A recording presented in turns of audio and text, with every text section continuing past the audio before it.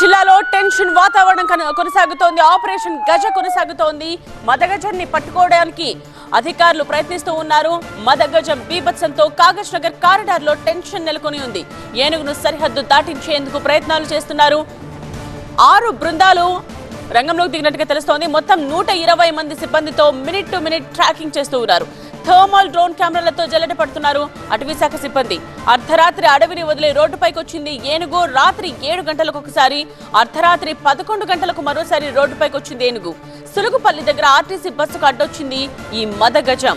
ప్రయాణికుల అరుపులతో తిరిగి అడవిలోకి వెళ్లిపోయింది ఏనుగు. ఏనుగు దాడిలో ఇప్పటికే 2 రైతులు మృతి చెందారు. ఆహారం కోసం ఎకరం వరి పొలాన్ని నాశనం చేసింది ఏనుగు. మదగజం దాడులతో భయంతో వణికిపోతున్నారు కాగజ్ నగర్ కారిడార్ వాసులు. మరో ప్రమాదం జరగకుండా village protection mobile teams, elephant tracking teams ని ఏర్పాటు చేశారు. ఈ ఉదయం మరోసారి 5 గంటలకు డ్రోన్ కెమెరాకు చిక్కింది ఏనుగు. మదగజాన్ని మహారాష్ట్ర సరిహద్దు దాటించేందుకు ముమ్మర ప్రయత్నాలు జరుగుతూ ఉన్నాయి.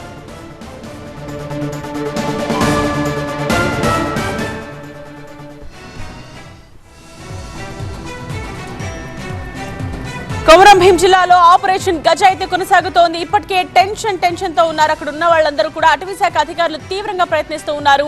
ఆ మదగజాన్ని అడవిలోకి తిరిగి పంపించేయడానికి సులుగుపల్లి రోడ్డుపై మదగజన్ హల్చల్ చేస్తున్న దృశ్యాల్ని మనం చూడొచ్చు.